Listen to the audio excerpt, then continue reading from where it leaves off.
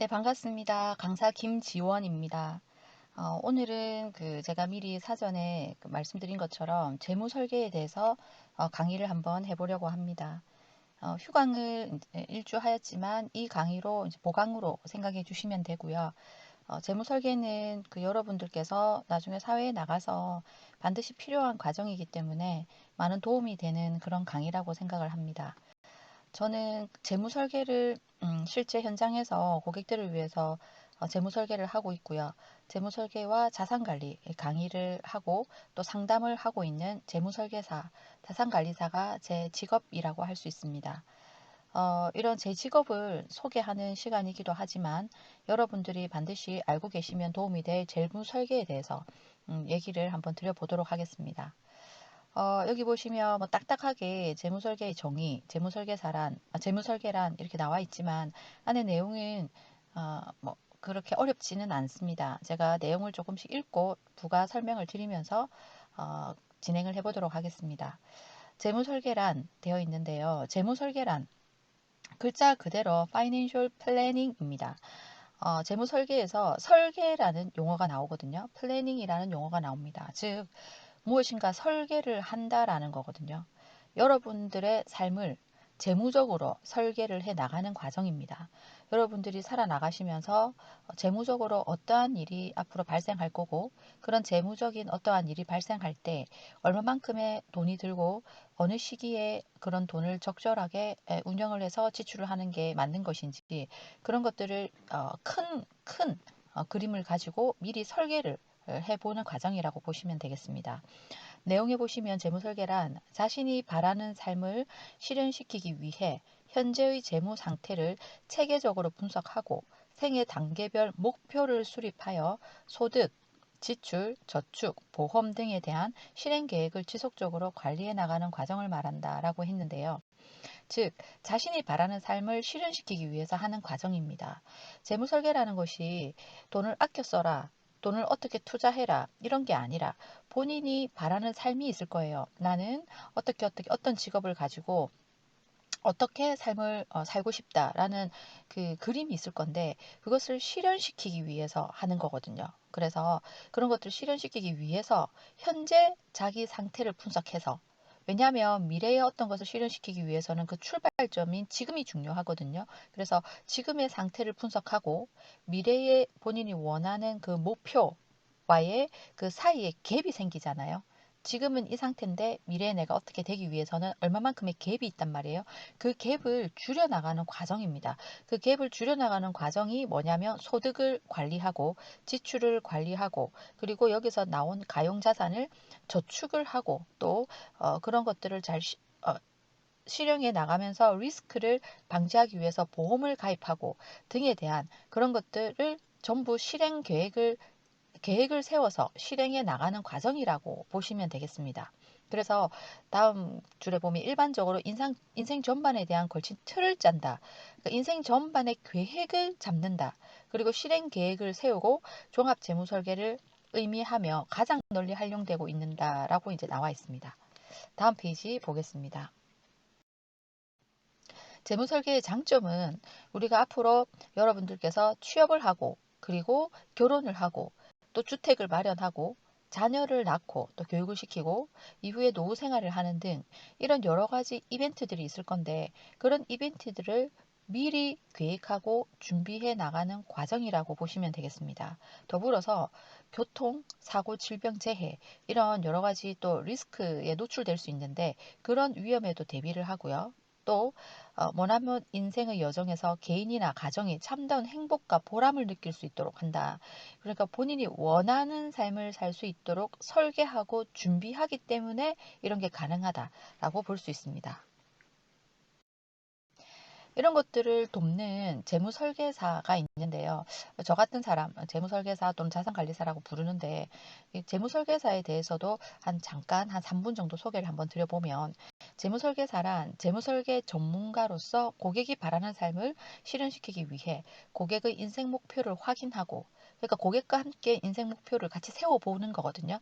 고객이 우리 일반인들이 본인의 인생 목표를 세우는 게 쉽지는 않습니다. 그래서 그런 것들 옆에서 도와주고 또 그 고객의 재무 정보를 분석하고 재무정보라는 게 그분이 지금 현재 얼마의 자산이 있는지, 그리고 그 자산은 어떻게 구성되어 있는지, 그리고 수입과 지출은 어떻게 되는지 이런 것들을 분석하고, 또 가장 적절한 실행 계획, 조금 전에 인생 목표를 세웠다고 했거든요. 인생 목표를 지금 현재 재무 정보를 가지고 어떻게 제일 효율적으로 달성하기 위한 그런 적절한 실행 계획을 수립한다. 즉 투자 계획을 수립해서 그것을 또 지속적으로 관리해 주는 일을 합니다. 재무설계의 이 같은 역할은 건강을 돌보는 의사와 흡사하여 흔히 재무주치의라고 부르기도 합니다. 예, 그러니까 의사는 건강을 케어해주는 사람이라면 우리 재무설계사는 재무를 케어해주는 사람이다. 이렇게 보시면 되겠습니다. 이런 재무설계 전문가의 종류에는 우리 미국에서부터 들어온 자격증인 CFP가 있습니다. CFP는 미국에서 이제 만들어진 전문 재무설계사 자격증이라고 볼 수 있는데요. 이 CFP를 따기 위해서 전 단계에 우리나라에서는 AFPK라는 과정을 한 단계를 만들어 두었습니다. 그래서 AFPK는 CF로 가기 전 단계라고 보시면 되고요. 준 재무설계사에 준한다라고 보시면 됩니다. AFPK를 시험을 치고 합격한 자가 CFP를 응시할 수 있는 자격이 있습니다. 우리 이런 재무 설계는 왜 해야 하는가? 앞부분만 잠깐 보시면 자산을 운용하는 금융시장의 구조는 갈수록 복잡해지고 위험이 높아서 전문가들조차 대응이 쉽지 않다. 금융상품의 구조와 종류 또한 복잡해져 금융소비자의 선택과 자산관리를 어렵게 한다. 뿐만 아니라 한국은 세계에서 인구 고령화와 속도가 가장 빠르고 평균 수명도 급격하게 늘어나고 있다. 등등 글이 나오는데요. 이거 보셨다시피 우리 그리고 수업 시간에 배웠다시피 우리 금융은 굉장히 어렵습니다. 생각보다 복잡합니다. 예, 이런 것들을 우리 일반인들이 본인이 본인 재무를 잘 파악해서 관리하는 게 쉽지 않다. 이렇게 어려운 금융을 잘 적용해서 본인 계획을 실행하는데 적용시키기가 만만치 않다는 거죠. 이런 것들 재무설계사가 옆에서 도와주는 그런 것이라고 보시면 되겠습니다. 이런 재무 설계는 이제 미국에서 제일 처음 생겼는데 이건 참고로 내용을 보시면 되는데요. 1969년에 이제 탄생을 했다라고 돼 있고요. 이런 재무 설계는 CFP라는 자격증을 통해서 탄생을 하게 되고요. 이런 그 많은 CFP들이 미국에서는 활동하고 있고 이 제도가 우리나라에 들어와서 FPK나 CFP들이 재무 설계를 재무 설계사들 이 재무 설계를 우리 고객들을 위해서 서비스를 제공하고 있다. 이렇게 보시면 되고요. 그렇다고 해서 우리 재무 설계를 반드시 재무 설계사가 제공을 해야 되는 서비스냐? 꼭 그렇지는 않습니다. 필수 자격증이라고 하지는 않고요. 재무 설계사라면 이런 자격증이 있으면 좋다라는 거지 필수 자격증은 아니며 또 반드시 재무설계사가 재무설계를 도와줘야 되는 것은 아닙니다.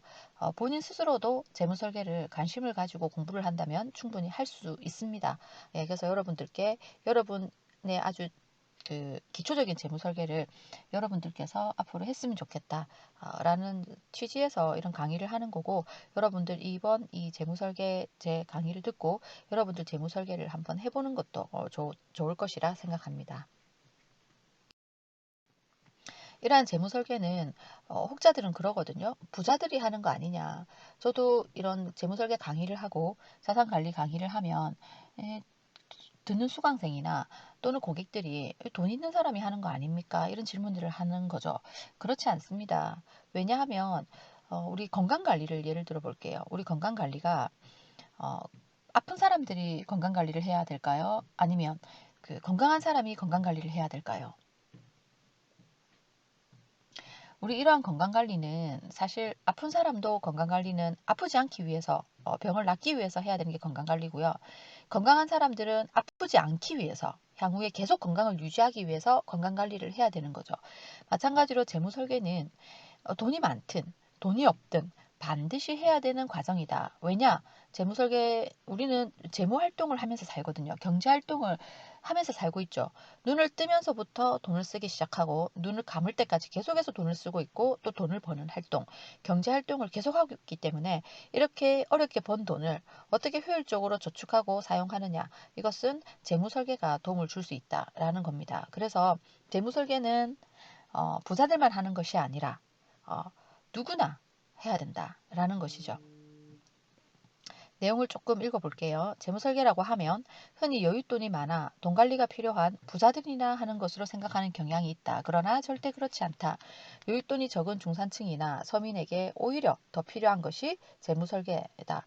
여윳돈이 적은 사람일수록 전문가의 도움을 받아 자신이 꿈꾸는 인생 목표를 확인하고 필요한 자금을 계산하고 그 자금을 모으기 위해 불필요한 소비 지출을 줄이고 체계적으로 자산을 형성하고 관리하는 계획을 짜서 이를 실행해 나가는 일은 중산층과 서민에게 더욱 긴요한 일이다.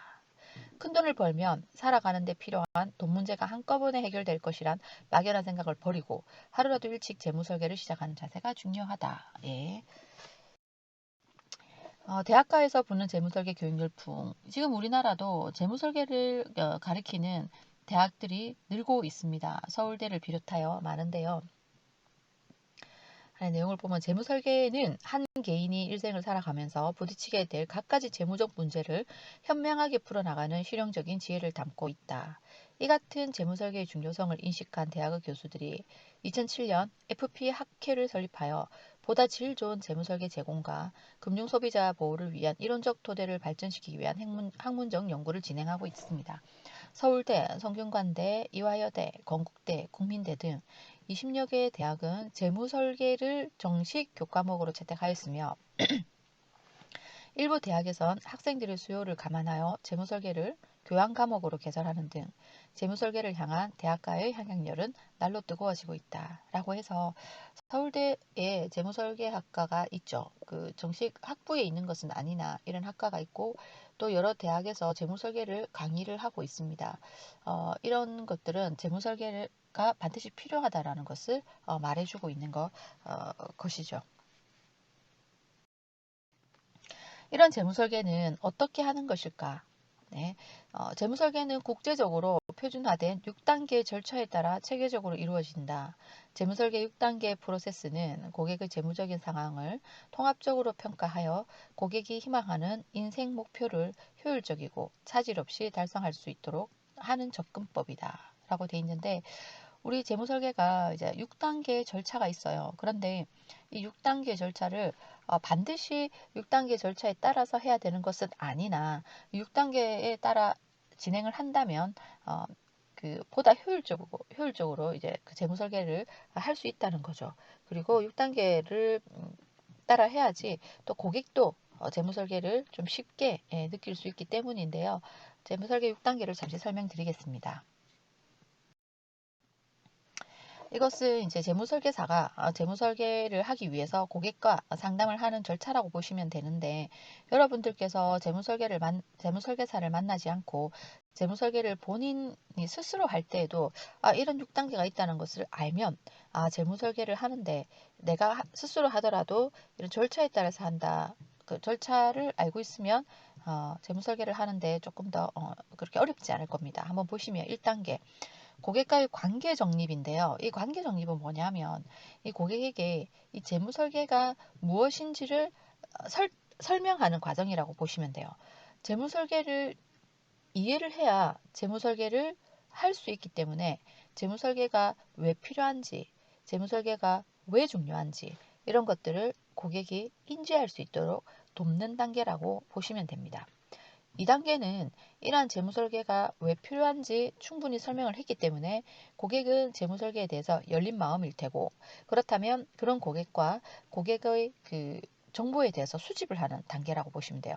고객 관련 정보 수집이죠. 이건 뭐냐면 고객이 현재 자산이 얼마가 있는지 그리고 이 자산의 구성은 어떻는지 구성이라고 한다면 어떠한 상품을 가지고 있는지 금융자산은 얼마가 있는지 부동산 자산은 얼마가 있는지 그리고 이런 것들의 운영은 어떻게 하고 있는지, 또 고객의 현재 수입은 얼마인지, 지출은 얼마인지 이런 것들을 분석한다라는 거죠. 수집한다라는 거죠. 그리고 3단계는요. 고객의 재무 상태 분석 및 평가입니다. 이것은 이제 고객에게 고객으로부터 수집한 정보를 가지고 와서 재무설계사는 분석하고 평가하는 거죠. 이러한 상품들은 어떤 상품들인지, 이 고객에게 적합한 건지, 이 고객의 앞으로 재무 목표를 달성하는데 이 상품이 제일 이제 그 효율적인 그 합리적인 상품인지 이런 것들을 이제 분석하는 것이라 보면 되고요. 4단계는 재무설계 제안서 작성 및 제시입니다. 고객으로부터 그 재무 목표를 수집했을 겁니다. 정보 수집을 할 때 재무 목표도 수집하거든요. 그래서 고객분이 앞으로 어떠한 인생의 전반적인 계획들이 있는지 그런 것들을 달성할 수 있는 어떤 그 방법을 담은 제안서라고 보시면 됩니다. 고객이 5년 뒤에 집을 사고 10년 뒤에 차를 바꾸고 이런 재무적인 그 목표들이 있을 건데 지금 현재 운영하고 있는 이런 자산들을 저와 함께 어떻게 재편성, 리밸런싱 해서 이런 그 재무 목표를 달성하는데 더 좋은 상품으로 다시 재배치를 한다든지 그런 것들을 담은 제안서라고 보시면 되겠습니다. 5단계는 재무설계 제안서의 실행이 되겠습니다. 제가 어떠한 상품을 권해드렸던지 아니면 어떠한 상품을 해약을 권해드렸든지 또는 어떤 그 주식의 운영을 권해드렸든지 이런 것들을 이제 실행을 해 나가는 단계라고 보시면 되고요. 6단계는 이런 제안했던 내용, 이런 실행들을 주기적으로 고객을 만나서 점검하는 모니터링하는 과정이라고 보시면 돼요. 그래서 6단계 고객과의 모니터링은 6개월마다 또는 1년마다 이렇게 주기적으로 계속해서 고객과 이루어진다라고 보시면 됩니다. 여러분들께서 만약에 나의 재무설계를 스스로 한다라고 한다면 이 모든 6단계가 다 필요한 건 아닐 거고요. 본인의 3단계 본인의 재무 상태를 평가하고 4단계 나의 목표를 달성하기 위해서 어떻게 운영하는 게 좋을지 계획을 세워보는 이런 내용들이 필요하다. 3단계, 4단계, 5단계 정도가 필요하다라고 보겠습니다. 그럼 이런 재무 설계는 재테크와는 무엇이 다를까? 우리가 그 재무 설계라고 하면 그냥 다들 재테크인 줄 알거든요. 그래서 좋은 상품을 선택해서 운영하는 거 또는 좋은 주식을 사서 운영하는 거 뭐 이런 게 또 좋은 부동산을 사는 거 이런 게 재무 설계라고 생각하는데 전혀 다릅니다. 그건 재테크죠. 뭐가 다르냐면 내용을 한번 볼게요. 재테크는 돈을 증권이나 부동산 등에 투자하여 높은 수익을 얻고자 하는 겁니다. 그러니까 수익에 초점이 맞춰져 있어요. 그러나 기대하는 수익률이 높으면 위험 또한 높은 것이 투자의 생리이다. 재테크를 해서 한두 번은 성공할 수 있겠지만 한 번 실패하면 큰 손실을 입게 되는 것이 재테크의 치명적인 맹점이다. 반면 재무설계는 투자의 위험도와 기대 수익률을 고려하여 위험 자산과 안전 자산에 적절하게 자산을 배분하여 장기간에 걸쳐 관리하는 것이 재테크와 다르다. 즉, 투자의 위험도와 기대 수익률을 고려해서 위험 자산과 안전 자산에 적절하게 자산을 배분하여 장기간에 걸쳐서 관리한다라고 되어 있고요. 또한 재무 설계는 가치 있는 인생 경영에 중점을 두고 돈은 이를 위한 수단으로서 사용한다라고 되어 있는데 인생 경영에 중점을 둔다는 게 무슨 말이냐면 본인이 세운 계획에 중점을 둔다는 거예요. 본인이 인생에 세운 재무 목표가 있을 거예요.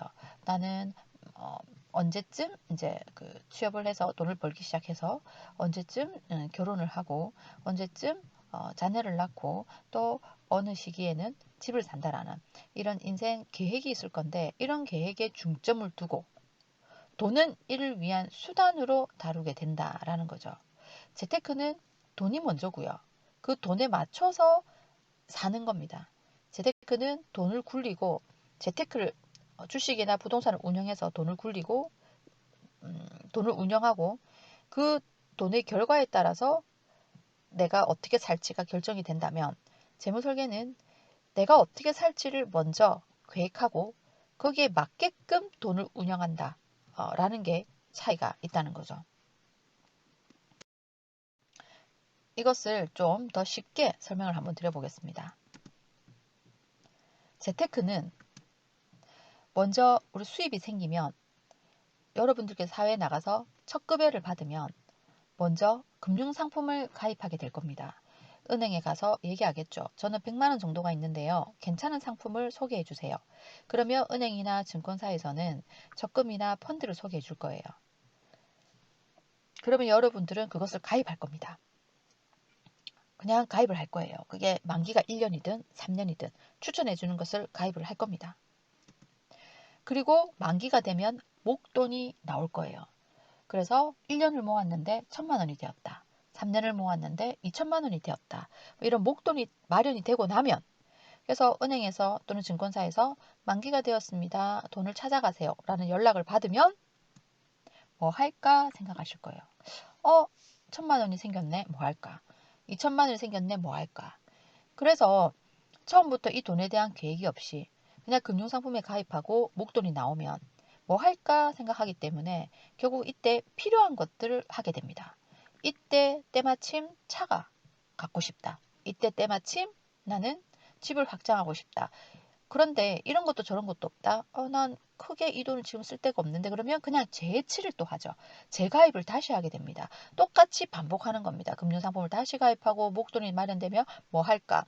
그때 때마침 만약에 집에 돈이 필요하면 또 지원을 해줄 수도 있고, 그때 때마침 차가 마음에 안 들면 차를 바꿀 수도 있고, 이 목돈을 쓰는 것도 굉장히 즉흥적으로 쓸 수 있다는 거죠. 그렇지만 재무설계는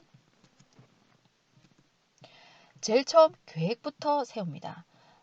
수입이 생겼는데 이 수입이 생긴 이 돈을 어떻게 운영할까 보다 먼저, 그렇다면 내 인생을 계획을 세워보자. 그래서 나는 이제 수입이 생겼는데 앞으로 계획은 한 5년 정도 동안 열심히 돈을 모아서 나는 결혼을 할 것이다. 나는 결혼을 할 때 자금은 어느 정도 모아서 이 정도 자금으로 결혼을 할 거다. 그리고 어, 거기에 이제 필요한 자금들 계산이 이제 들어가는 거죠. 난 결혼할 때 한 5천만 원 정도 모으고 싶다. 그럼 이 5천만 원을 그 결혼하는 그 5년 동안 모으기 위해서는 어떠한 적합한 상품이 필요할까? 이렇게 재테크와는 역으로 가는 거죠. 그래서 계획부터 세우고 그 계획에 필요한 돈이 얼만지를 산출하고, 그러면 이 돈이 나왔고 5년 뒤 5천만 원을 모으겠다라는 계획이 나왔으면 5년 뒤 5천만 원을 모으기에 제일 적합한 상품이 무엇일까를 제일 마지막에 선택한다는 거예요. 재테크와 지금 거꾸로죠. 재테크와 반대로 되어 있습니다. 재테크는 상품부터 가입하는 거고요. 재무설계는 상품은 제일 마지막에 결정하는 겁니다. 예를 하나 들어볼게요. 우리가 만약에 목적지가 있습니다. 지금 서울을 가야 되는데, 지금 제가 지금 여기서 출발해서 서울을 가야 된다. 그런데 일단 서울을 가야 되는데 서울을 가기에 제일 적합한 교통수단은 뭘까요? 제일 효율적인 교통수단은 뭘까? 서울 가기에 네, 비행기일 겁니다. 비행기가 요즘에 가격도 저렴해져서 기차값과 교통비가 다르지도 않음에도 불구하고 걸리는 시간은 더 짧고, 그래서 비행기가 굉장히 적합할 겁니다. 내가 서울에 가는 목적지가 정확하게 나왔기 때문에 거기에 제일 적합한 교통수단은 비행기라는 게 나왔습니다. 그런데 목적지가 정확하지 않으면 일단 지금 출발을 하고 보겠죠. 출발을 하고 재테크라고 본다면 일단 차를 몰고 출발을 합니다. 목적지가 없기 때문에 정처 없이 갑니다. 차로 가겠죠. 그냥 운전해서 계속 갑니다. 가다가 대구도 들렸다가 뭐 문경도 들렸다가 뭐 이렇게 둘러둘러 가게 됩니다. 그렇지만 내가 도착한 곳은 마지막 종착지는 결국은 서울이었습니다. 서울에 와서 뒤를 돌아보니 내가 서울에 오기 위해서 너무나 많은 길을 둘러왔다. 그 과정에서 쓰는 여러 가지 비용도 너무나 컸다. 차로 왔기 때문에 유류비나 교통, 그 고속도로 통행료나 이런 것들이 너무 비쌌다는 거죠. 그래서 처음부터 서울에 오는 계획을 제대로 세웠다면 비행기로 올 걸, 이렇게 이제 생각할 수 있죠. 이게 똑같습니다. 그 인생도 똑같거든요. 여러분들께서 그냥 미래 계획을 세우지 않고 살다 보면 되는 대로 살아나갑니다. 이렇게도 살아보고 저렇게도 살아보고, 그래서 이 상품도 가입해보고 저 상품도 가입해보고, 남들이 좋다니까 청약 상품도 가입했다가 청약이 상품이 청약 통장을 가지고 있기 때문에 또 분양도 한번 받아보고, 분양을 받았기 때문에 청약해서 분양을 받았기 때문에 또 그거를 중도금 치고 잔금을 내기 위해서 엄청 열심히 돈을 벌어서 그 잔금을 내게 되고, 이렇게 그러니까 즉흥적으로 되는 대로 살아나갈 수 있다는 거죠. 처음부터 계획이 제대로 서 있지 않으면 그렇게 살 수 있다라는 겁니다. 그래서 여러분들께서 이런 처음부터 계획을 세우고, 여러분들 어떤 계획 세워야 되죠? 지금 내가 학교에 다니고 있는 이 시점에서 내가 나중에 졸업을 하게 되면 어떠한 직장을 가져서 이 직장을 가지고 그 직장에서 어느 정도 이제 수입을 받을 텐데, 이 수입을 받은 돈에서 얼마 정도는 쓰고 얼마 정도의 돈은 저축을 할 거다. 이런 계획이 이제 현금 물음표에서는 있고, 그 다음에 인생 전반의 계획을 다시 세워보는 거죠. 내가 취업을 해서 이제 이 직장에서 한 5년 정도 돈을 모아서 5년 뒤에는 결혼을 할 거다. 그리고 결혼을 하고 나서 나는 다시 한 7, 8년 뒤에는 집을 구입할 거다.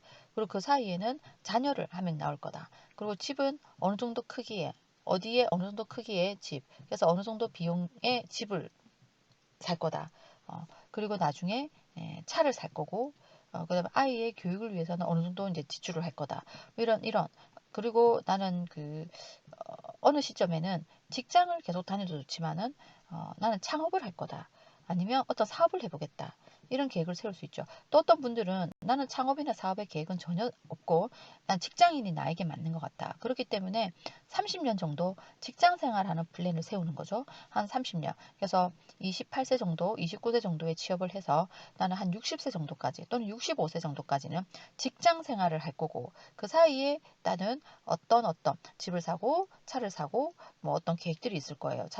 차를 이제 교체하고 뭐 또 자녀를 어떻게 하고, 또는 난 이런 계획이 없는 분들도 있을 거예요. 결혼 계획이 없다, 자녀 계획이 없는 분들도 있을 수 있죠. 그렇다면 본인만을 위한 또 플랜이 나오겠죠. 취업을 해서 한 10년, 15년 정도 자금을 모아서 이런 것들로 내가 혼자 살 집을 마련하고, 그리고 그 뒤에는 하고 싶은 일들이 있을 거예요.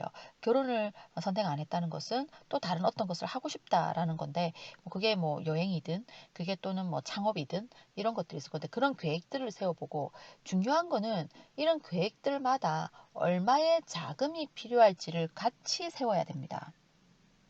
결혼할 때 얼마 정도의 자금이 들지, 또 내가 나중에 차를 살 때 얼마의 돈이 들지, 또 집을 살 때 얼마 정도의 돈이 들지, 그 자금 계획도 나와야 돼요. 자금 계획이 안 나오면 어, 거기에 대한 중간에 이제 실행할 게 없죠. 자금 계획이 나와야지 내가 지금 있는 돈으로 그 돈을 모을 수 있을지 계산을 해볼 거 아니에요. 그래서 내가 앞으로 세우는 계획에는 얼마 정도의 돈이 필요하다, 이것까지 나와야 됩니다.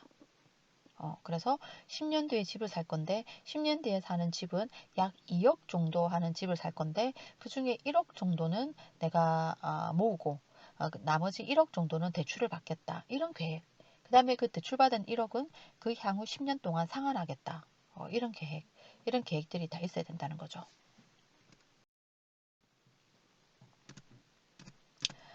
이거는 한번 볼게요. 여러분들은 보실 때 A 삼각형이 커 보이세요? B 삼각형이 커 보이세요? 우리는 다들 A 삼각형이 크다라고 얘기할 겁니다. 그렇지만 이렇게 한번 볼게요. 선을 끊고 수면이고, 여러분들은 이제 A의 순자산이 크게 보이세요? B의 순자산이 크게 보이세요? A는 외관상 큰 삼각형이었지만 부채를 빼니 순자산의 규모는 B보다 작았습니다. 우리의 삶이 이렇다고 볼 수가 있는 거죠.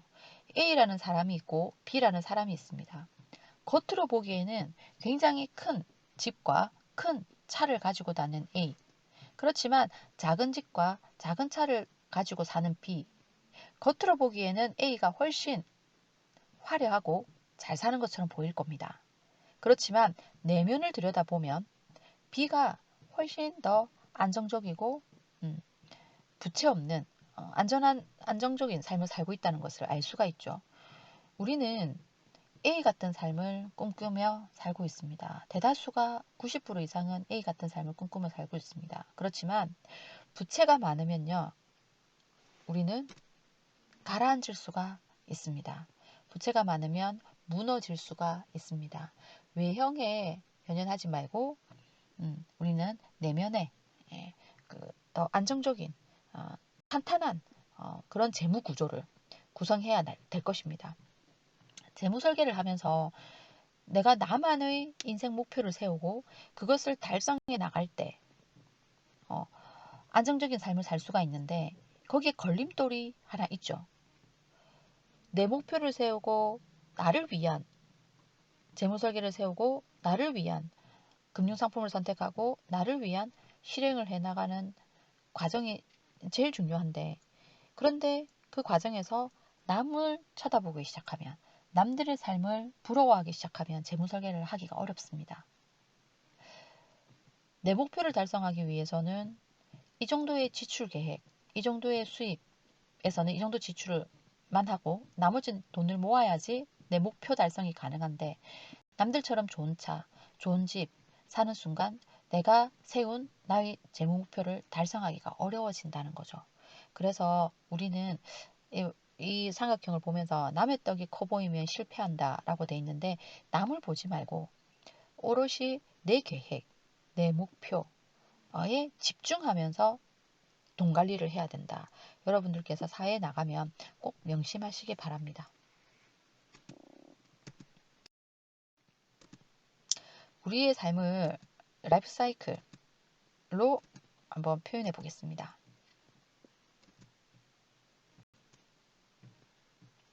우리 삶은 약 30세 전후 취업을 하게 됩니다. 보통 30세 전에 취업을 하죠. 그리고 결혼을 하게 되죠. 할 수도 있지만 안 할 수도 있죠. 그래서 결혼을 이제 뭐 대다수는 하니까요. 결혼을 하고요. 자녀를 출산합니다. 주택을 구입합니다. 그리고 자녀가 학교에 들어가기 시작합니다. 이 A 시기, 이 A 시기는요. 수입이 지출보다 큽니다. 그래서 저축할 돈이 남아요. A 시기에는. 이 A 시기에 저축한 돈을 가지고 B 시기에 적자를 메꿔야 합니다. 우리는 아이들이 학교를 가면서 아이들이 점점 커가면서 교육비가 많이 들기 때문에 점점 지출이 커지기 때문에 적자 삶이 나타나게 됩니다. 그래서 A 시기에 돈을 잘 모아둔 돈으로 B 시기까지 지출을 해야 된다. 그것까지 감안을 해서 A 시기 때 저축을 해야 된다라는 거죠. 그래서 우리가 아이가 학교 가기 전에 많은 저축을 해둬야지 나중에 이제 적자 부분을 해결이 되기 때문에 여러분들도 그런 것까지도 감안을 해서 해야 됩니다. 내 인생에서 어떤 돈들이 필요할까? 이것이 재무 이벤트 아닐까요? 재무 설계를 할 때 내 인생에서 어떤 돈들이 필요할까? 제일 중요한 포인트죠. 나는 결혼을 할 때 어느 정도, 아이를 낳을 때 어느 정도, 집을 살 때 어느 정도, 그리고 아이를 교육시키기 위해서 어느 정도, 그리고 나는 몇 세까지 일을 할 거야. 나는 65세까지 일을 할 거야. 그럼 65세부터는 나는 은퇴해서 편하게 살 거야. 그럼 65세부터 평균 수명이 95세까지니까 한 30년간 한 달에 200만 원씩 쓴다면 얼마 정도 돈이 들까? 200만 원씩 1년이면 2,400만 원, 10년이면 2억 4천만 원, 30년이면 7억 2천만 원이 드는구나. 나는 65세 때 최소한 7억 2천만 원을 가지고 은퇴를 해야 95세 때까지 200만 원씩 쓸 수 있구나. 이런 생각을 해볼 수 있죠. 물가 상승률은 크게 연연해 하지 마세요. 물가 상승률이 오르는 만큼 우리는 급여가 오를 거고요. 물가 상승률이 오르는 만큼 우리는 또 운영을 해서 수익을 창출할 거기 때문에 물가 상승률은 크게 신경 쓰지 말고 앞으로 계획 세우시고 거기에 들어가는 돈이 얼마인지를 이렇게 목표로 세워도 됩니다.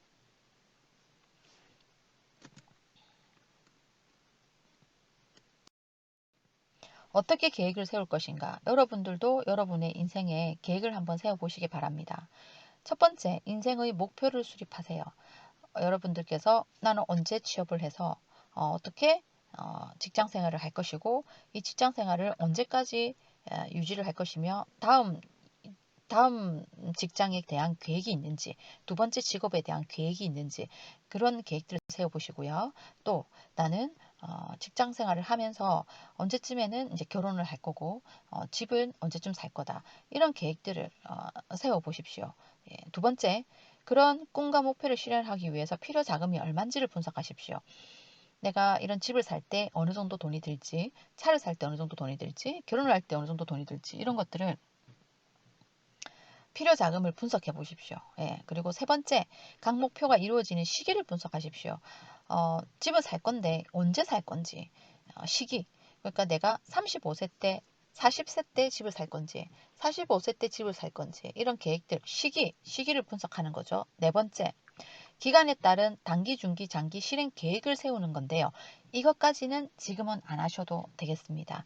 이거는 어, 사회에 나가서 급여가 발생해서 정말 소득이 창출되었을 때 그때는 1, 2, 3번 하고 난 뒤에 4번까지 하셔야 돼요. 그래서 그것들을 실행하기 위해서 내가 지금 얼마의 돈이 있는데 이거를 어떻게 운영할 건지 그게 4번이에요.